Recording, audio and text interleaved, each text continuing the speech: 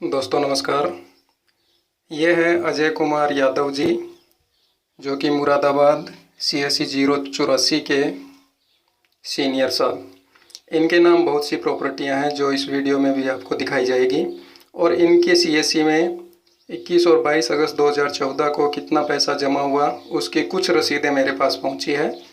जो कि पहली रसीद है R62911920।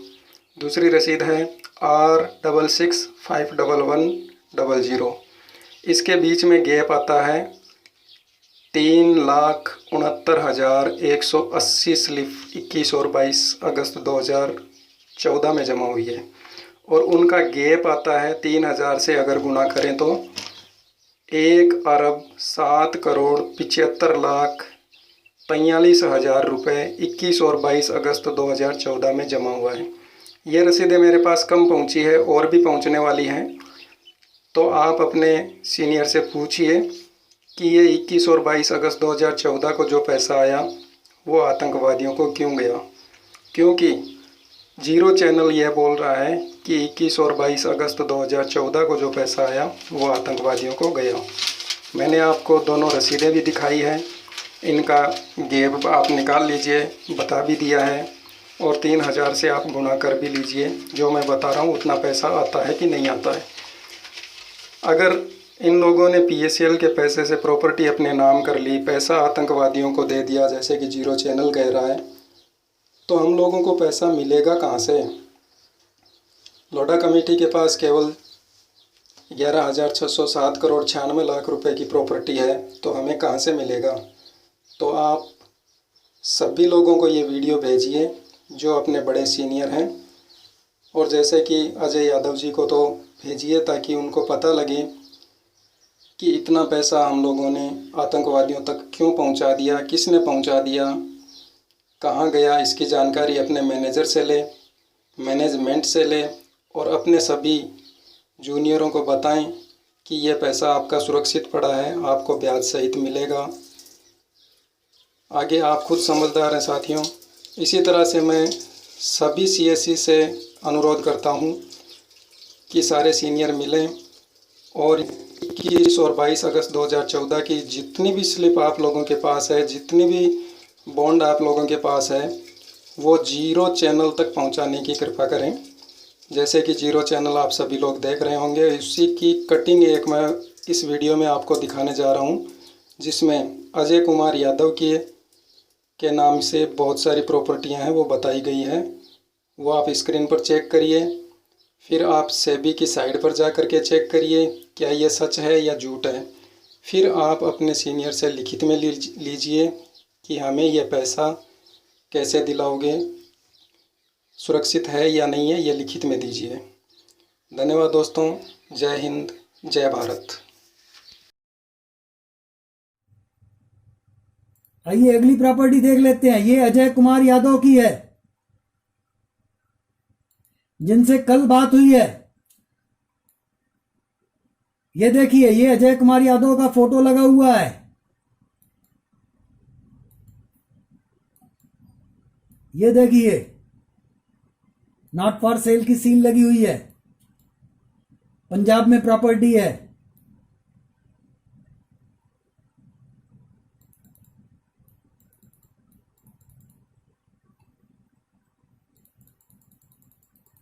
जाग जाओ साथियों, ये गद्दारी आपके साथ हुई है, जीरो चैनल के साथ नहीं।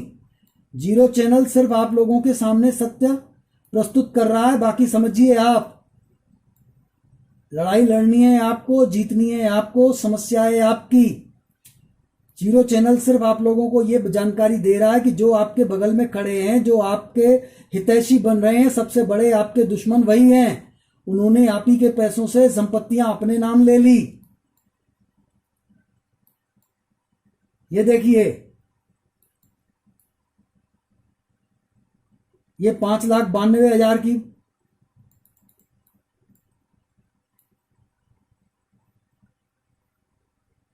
प्रॉपर्टी है। 5,92,538 रुपए में खरीदी गई है।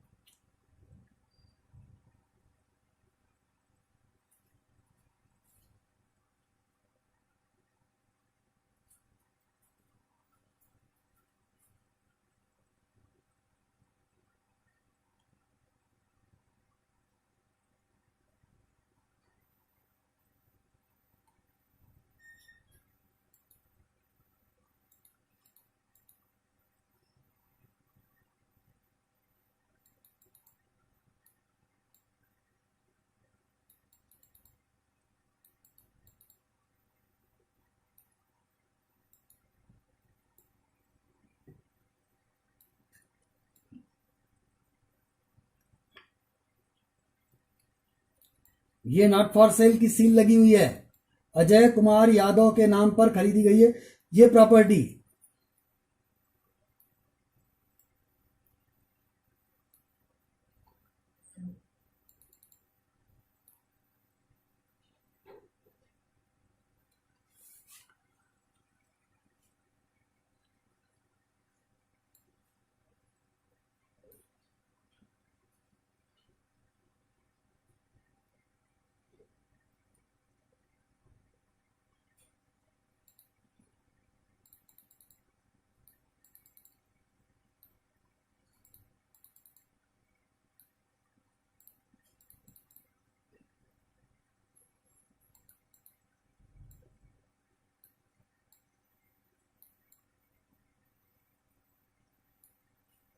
ये देखिए, चलिए और देख लेते हैं।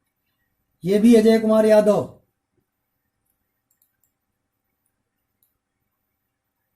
ये देखिए, ये फोटो लगे हुए हैं।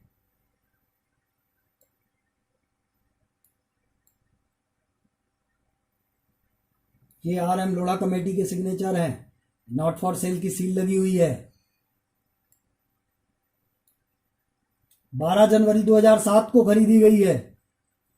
अब वो बंदा कल भी बोल रहा था कि सबको ब्याज सहित पैसा मिलेगा, पर्याप्त मात्रा में प्रॉपर्टी है। जब जीरो चैनल ने कहा कि भाई और किसी को नहीं, अपने जूनियरों को लिख के दे दो, तो बोला तुम्हारा क्या लेना देना, हम जाने, हमारे जूनियर जाने।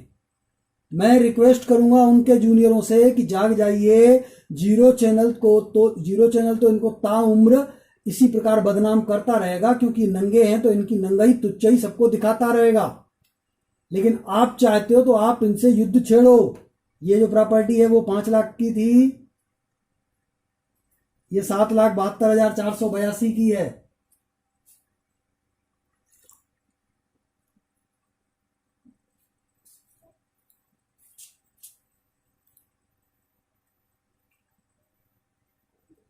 Ajay Kumar Yadav son of Thakur Singh Yadav, Govindpur Gyanpur post, छाजलित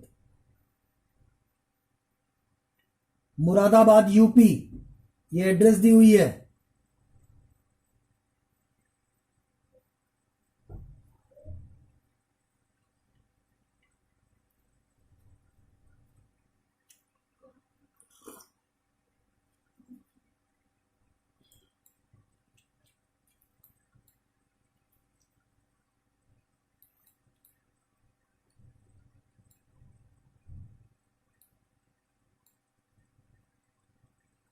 Prithviraj Yadav झूठ नहीं बोलेगा, सच बोला है।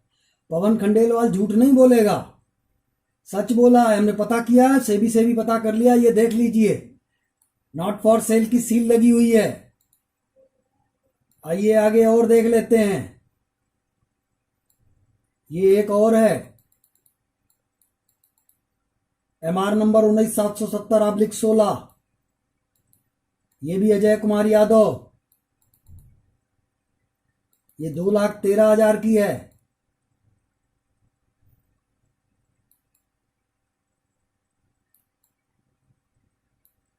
ये 27/7/2006 में खरीदी गई है।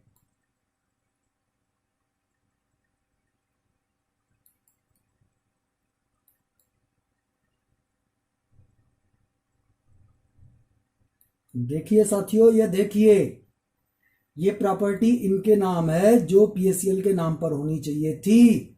और सिर्फ इतनी नहीं है, 3,20,000 पूरी प्रॉपर्टी यदि PSEL के नाम पर होती तो कब की मिल जाती, क्योंकि ये प्रॉपर्टी इनके ऑफिस में छापा मार करके दस्तावेज जब्त किए गए। लेकिन अगर सारी प्रॉपर्टी PSEL के नाम पर होती तो कलेक्टर केवल कंप्यूटर में डालता PSEL और अपने आप सारी प्रॉपर्टी अपने आप सामने दिख जाती। लेकिन अब वो किसका किसका नाम डाले, किन कुत्तों के नाम पे खरीदी, किन सुअरों के नाम पे खरीदी, कहां से नाम ढूंढे वो।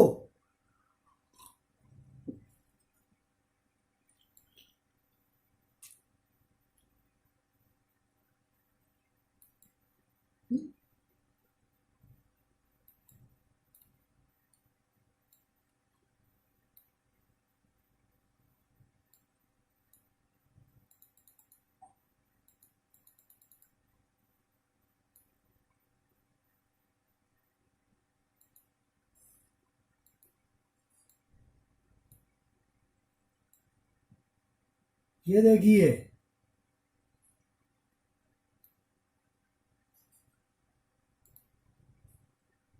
ऐसा नहीं है कि पीएससीएल के नाम पे नहीं खरीदी गई। ये देखिए, ये पीएससीएल के नाम पर भी है।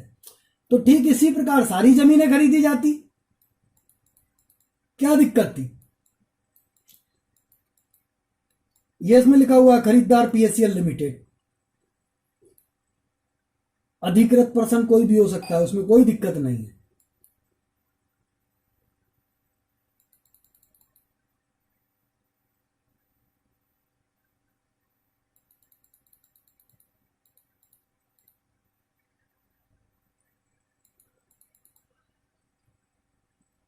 ये महाराष्ट्र की जमीन है।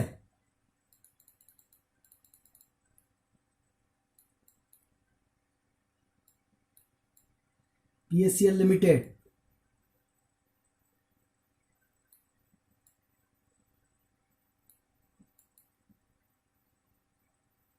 $25,35,000 की जमीन है ये।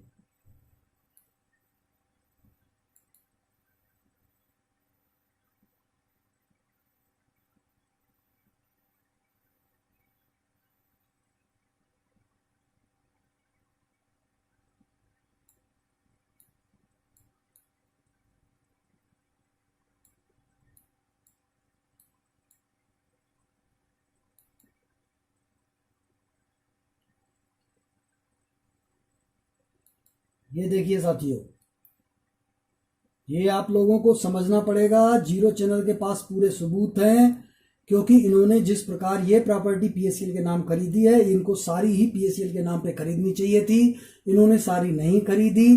क्यों? क्योंकि इनकी नीयत शुरू से खराब थी। तो अब आपको सवाल ये है कि अभी भी उन्होंने बहुत दिनों से आप लोगों के ये जो बातें थी वो छिपा करके रखी। कंपनी ने जो लिख करके दिया लोढ़ा कमेटी को, ये सेबी को, कि कुल 11,706 करोड़ की प्रॉपर्टी है, ये भी इन सीनियरों ने आपसे छिपा करके रखा और उसको समय बहुत बीत चुका है। अतः आप उस मुद्दे पर ज्यादा कुछ नहीं कर सकते, लेकिन कम से कम अपने सीनियरों के अगेंस्ट आप कार्रवाई कर सकते हैं। क्रिमिनल प्रोसीजर के तहत उनके खिलाफ कार्रवाई होगी कि आपने ये बात क्यों छिपाई, क्योंकि उनके कहने पे आपने पैसा जमा किया। क्योंकि तेजेंद्र पाल चन्नी का फर्ज ये नहीं था कि वो जीरो चैनल को बताता या दुनिया को बताता। शंभू चंद जैना का भी फर्ज ये नहीं था कि वो जीरो चैनल को बताता या दुनिया को बताता। अजय कुमार यादव का भी ये फर्ज नहीं था कि वो जीरो चैनल को बताता या दुनिया को बताता। या पृथ्वीराज यादव का भी फर्ज ये नहीं था कि जीरो चैनल को बताता या दुनिया को बताता। हर सीनियर का फर्ज था अपने जूनियर को बताता, क्योंकि अपने जूनियर को उसने कहा था कि पैसा जमा करो, कंपनी अच्छी है। और उसने खुद जोड़ा था पहले अपने जूनियरों को कुछ को, फिर उन्होंने जोड़ा, इस प्रकार चेन बनी। और हर महीने जो बिजनेस उनके जूनियर लाते थे उस पर उनको कमीशन मिलती थी, चाहे पवन खंडेलवाल हो, शंभूचंद जैना हो, पृथ्वीराज यादव हो, कमल गर्ग हो, या कोई भी व्यक्ति हो, KRK सिंह हो, सुनंदा कदम हो, संतूलाल भारती हो, मनदीप काजला हो, जो भी लोग हों, गणेश राम देवांगन हो, उनको उनके जूनियरों के टीम का बिजनेस का कमीशन मिलता था। तो उनका फर्ज था कि 11 अगस्त 2014 का जब उन्होंने कंपनी ने लिख करके दिया कि कुल उनके पास 11,706 करोड़ की संपत्ति है, तो इनका फर्ज था कि ये उसी समय अपने सभी जूनियरों को बता देते कि भाई कंपनी के ऊपर लाइबिलिटी तो बहुत है और कुल 11,706 करोड़ की संपत्ति है, अतः हमारा पैसा खतरे में है, चलो तुरंत कंज्यूमर कोर्ट चलते हैं। लेकिन इन लोगों ने ये बात आपसे छिपाई कंपनी से मिल करके। इसका मतलब ये होता है कि इन्होंने आपके साथ क्राइम किया, अपराध किया। तो उसके अगेंस्ट आप इनके खिलाफ कार्रवाई करेंगे कि इन्होंने हमसे ये बात क्यों छिपाई। हमको तो अभी ये बात जीरो चैनल के माध्यम से पता चली, और जब पता चली उसके बाद भी इन्होंने मानी नहीं, उसके बाद भी कह रहे हैं कि जीरो चैनल झूठ बोल रहा है।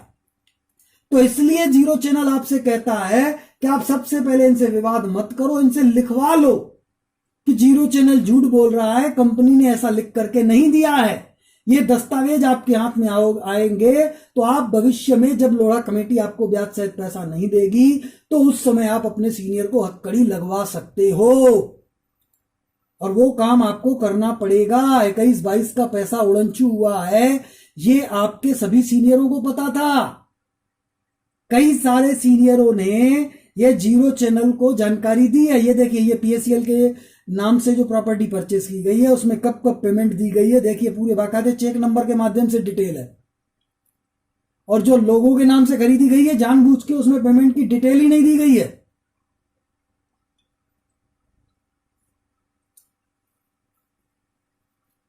ये देखिए इनमें एक एक चेक की डिटेल दी गई है।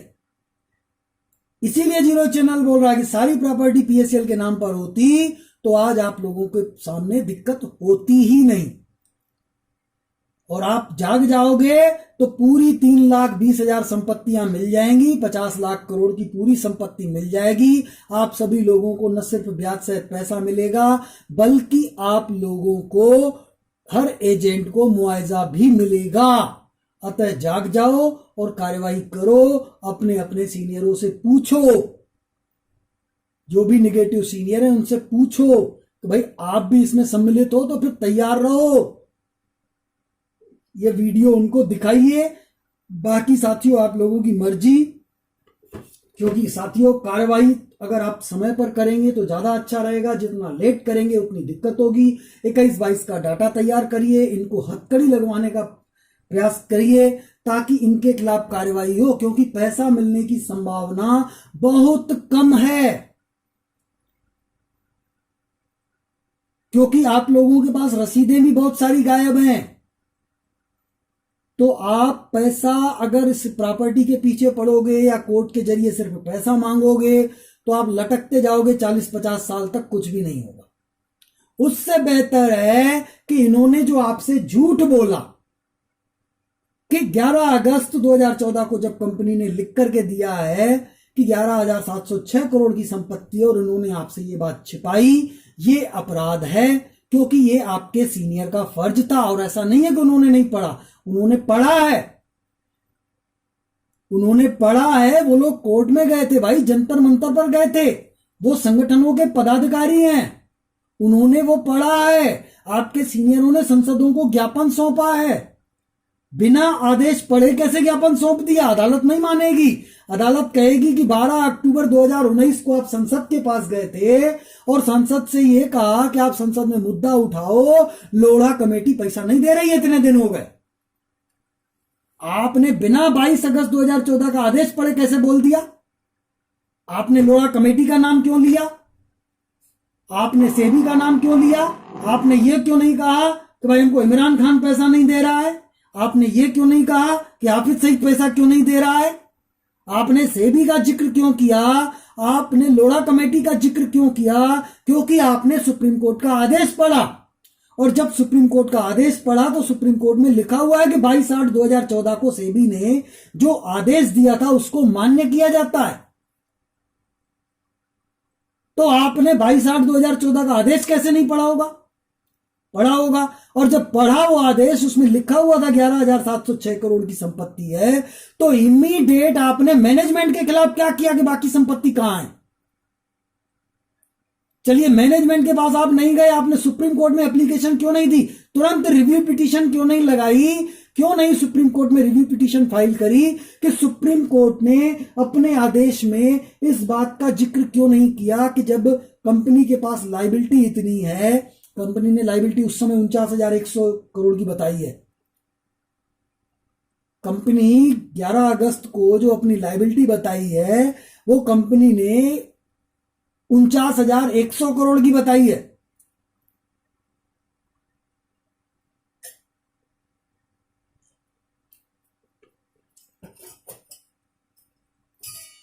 और बाद में लायबिलिटी बढ़ाई है, 55,928 करोड़ बताई है,